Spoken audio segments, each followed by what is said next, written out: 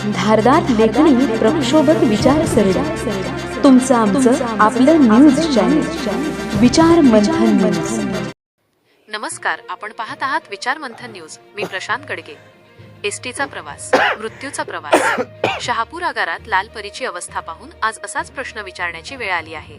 प्रवाशांच्या जीवाशी महामंडळ कसं खेळतंय आणि भंगार गाड्या रस्त्यावर उतरवून प्रवाशांना मृत्यूच्या दारात कसं उभं केलं जातंय याचा खळबळजनक खुलासा आज आम्ही करणार आहोत. शहापूर आगारातील वास्तव आज विचार मंथन न्यूजच्या कॅमेऱ्यात कैद झालं आहे.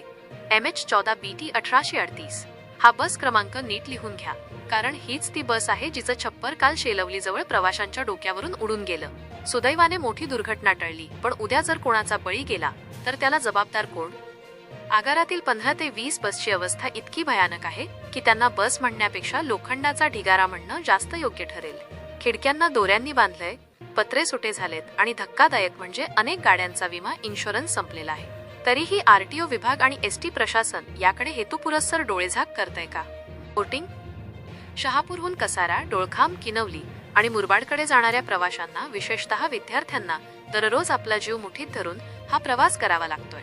खासगी वाहनांच्या कागदपत्रांची कसून चौकशी करणारा RTO विभाग या भंगार बसवर कारवाई करायला का घाबरतोय? हा प्रश्न आज प्रत्येक शहापूरकर विचारत आहे. आता तरी वरिष्ठ प्रशासन याकडे लक्ष देणार की एखाद्या मोठ्या अपघाताची वाट पाहणार? विचार मंथन न्यूज या प्रकरणाचा पाठपुरावा करत राहील, जोपर्यंत प्रवाशांना सुरक्षित प्रवासाची खात्री मिळत नाही. व्हिडिओ जर्नलिस्टसह मी प्रशांत गडगे, विचार मंथन न्यूज, शहापूर.